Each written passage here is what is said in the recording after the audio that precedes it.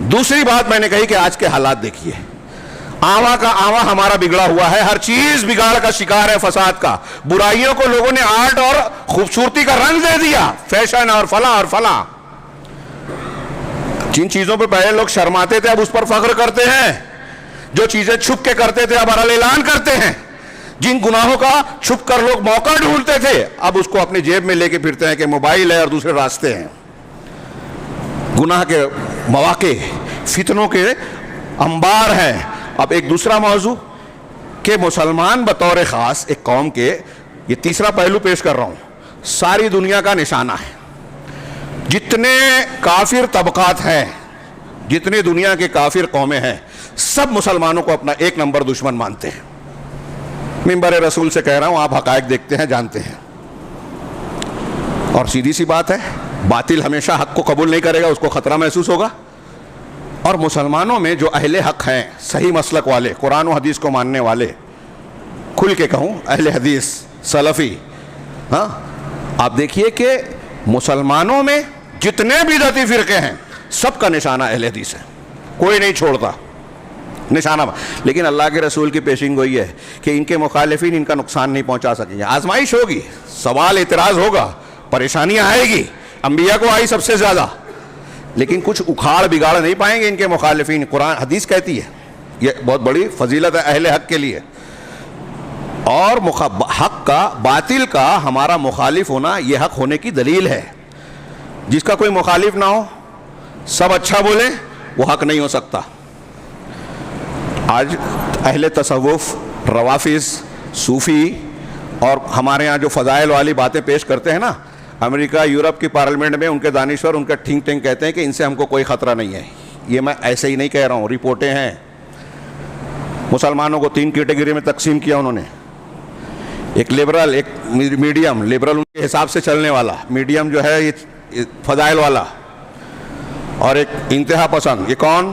جن سے خطرہ ہے، کون؟ جن کے پاس قرآن حدیث ہے۔ ہم اور آپ ابھی میں بول رہا ہوں، بہت سے تعجب کریں گے، بہت سے انکار کریں گے، مولانا کچھ بھی بولتے، ہاں، مولوی صاحب کچھ بھی بیان کرتے، ہاں، لیکن یورپ اور امریکہ کے دانشور اور تھنک ٹینک نے تحقیق کر رکھی ہے کہ مسلمانوں میں سب سے سچا دین، خالص اسلام کس کے پاس ہے۔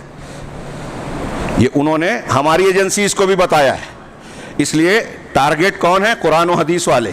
وہ یہ جانتے ہیں کہ قرآن و حدیث والی بات میں پکڑ نہیں ہے، قانون کی خلاف ورزی نہیں ہے۔ یہ پاپولر فرنٹ اور فلاں فلاں تنظیمیں جو لانچ کی جاتی ہے، ہم جب یہ کہتے تھے تو لوگوں کو یقین نہیں آتا تھا، ابھی بھی نہیں مان رہے ہیں لوگ کہ ان کو بنایا جاتا ہے شکار کرنے کے لیے، کہ کچھ ایسی باتیں کہو، کچھ ایسے کام کرو جس سے تم پکڑ میں آؤ، جس سے ہم ٹی وی چینل پہ یہ بیان کر سکے کہ دیکھو مسلمان ایسے ہوتے ہیں اور اس کا تعلق سلفی جماعت سے ہے۔ یہ جوڑنے کی کوشش کی جائے گی۔ ہم کو، مجھ کو اگر گرفتار کرنا ہے، بس آسان ہوگا کہ بین لگا ہے، اس سے تعلق جوڑ دیا جائے، اٹھا لیا جائے گا۔ آپ سب لوگ اور پوری مسلمان، پوری قوم جو ہے خاموش رہے گی۔ ہاں میں ملائی کہ نیشنل اور سیکورٹی کا مسئلہ ہے، دہشت گردی سے اس کو جوڑ دیا، سمجھ میں نہیں آتا نوجوانوں کو، علماء سے دور ہیں، نئے نئے افکار اور نئے نئی شخصیات سے متاثر ہوتے ہیں۔ ہاں، بجھا رکھا ہے انہوں نے الگ الگ ٹاپک پر، یورپ اور امریکہ والوں نے۔ میں اکثر نام لے کے کہتا ہوں، یہ پاکستان کے کچھ لوگ ہیں، غامدی، مرزا علی انجینئر، ان لوگوں کو چھوڑ دیا ہے تیار کر کے، ان کے پیچھے ٹیم ہے، ان کو مواد دیتی ہے، چیلنج کریں، بظاہر بولے ہمارا نوجوان خوش۔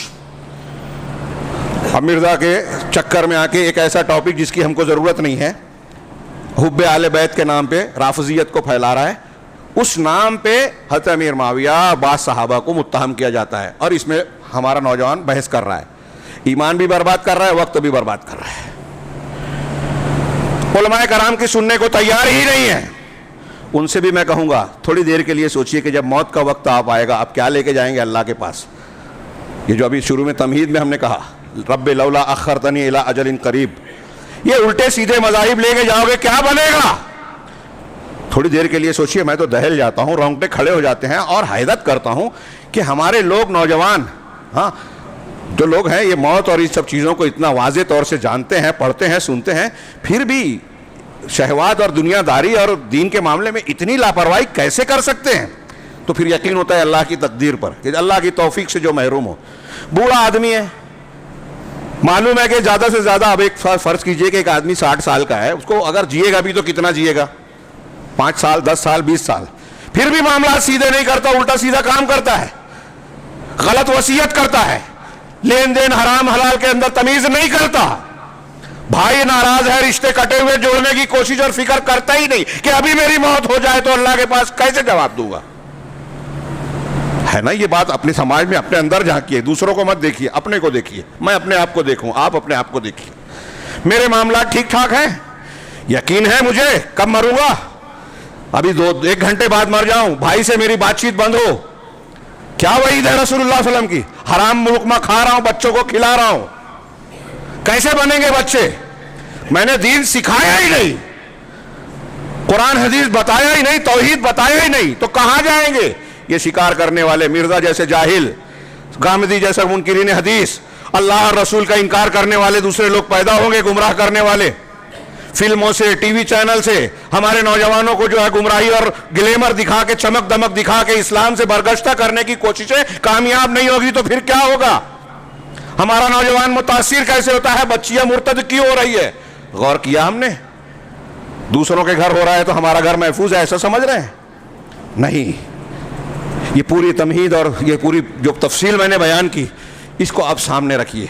वक्त मुकर्रर वक्त ख़त्म हुआ, यहाँ से असल चीज़ जो करने की है वो शुरू करनी थी। हाँ, मैं इस वक्त नहीं बयान कर सकूँगा, इंशाअल्लाह किसी अगले खिताब में वो तफसील। मैं अर्ज़ करना चाहता हूँ कि अब इस्लाह करनी है तो कैसे करनी है। नबी सल्लल्लाहु अलैहि वसल्लम के, मैं सिर्फ अपने घरों की बात नहीं, आपको अपने घरों के जिम्मेदार हैं तो वहाँ तो कर सकते हो, ये सिर्फ घरों की बात नहीं है।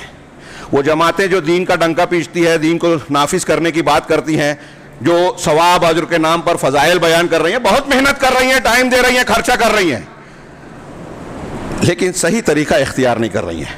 उनसे बहुत ही अदब से, पूरे इखलास से मैं अर्ज़ कर रहा हूँ, मेरी अगर बात उन तक पहुँचे तो गौर करें कि आप नबी के तरीके से इस्लाह का काम कीजिए। ये मुसीबतें छटेगी, अल्लाह की रहमतों का दरवाज़ा खुलेगा, अल्लाह की नुसरत और हिफाजत जब आपको मिलेगी तो दुनिया का कोई अमेरिका, कोई यूरोप, कोई हुकूमत, कोई संघ और कोई परिवार आपको कुछ नहीं बिगाड़ सकेगा। इब्राहिम अलैहिस्सलाम अकेले थे, जनाब मोहम्मद रसूलुल्लाह अकेले निकले, बनी इसराइल को अल्लाह तबारक व तआला ने फिरौन से बचाया, किस तरीके से दरिया में रास्ता पैदा करके। तो हमारे नौजवानों को और हमको नहीं बचा सकता झूठे इल्ज़ामात से, गलत रास्तों से। पहले तरीका ज़रूरी है कि हम नबी का तरीका इख्तियार करें। तो इख्तिसार के साथ ये सिर्फ समझ लीजिए कि आज मैं उन्वान बयान कर रहा हूँ, तफसील नहीं। पहला ये कि आप और हम, ये आपने नया इससे सुना है कई बार कि तमाम अंबिया का तरीका क्या है दावत देने का, इस्लाह करने का, कि पहले अकीदा और उसमें भी सबसे पहले तौहीद सिखाई जाए, शिर्क से मना किया जाए। शिर्क मुसलमानों की या किसी भी कौम और समाज की सबसे बड़ी बुराई की जड़ है और आफतों की वजह है। वला तजअल मअल्लाहि इलाहन आखरा फतक़ुद मज़मूमन मख़ज़ूला। अल्लाह के साथ अगर किसी और को माबूद आपने बनाया, पुकारा, तो कुरान कह रहा है, मैं नहीं, अल्लाह का कलाम, आप पर हमारा ईमान है ना, मज़मूम और मखजूल हो जाओगे। मज़मूम महमूद की ज़िद है, यानी बुरे मजम्मत वाले मुसलमान आज मज़मूम है। मखजूल ये मंसूर की ज़िद है, मंसूर जिसकी मदद की जाए, मखजूल वो जिसकी मदद और सहारा छोड़ दिया जाए। अल्लाह सहारा नहीं देगा, मदद नहीं करेगा। अब मस्जिद से लेके हरम तक कुनूत नाज़िला पढ़ते रहे, कुछ नहीं हो रहा है। हर रोज़ नई खबर आती, वहाँ मुसलमान मारे जा रहे हैं, वहाँ हमला हुआ, वहाँ बम गिराया जा रहा है, शाम में इतने कत्ल, इतनी मस्जिदें, इतने लोग, इतनी प्रॉपर्टीज़, इतने लोग बेघर हो गए, बच्चे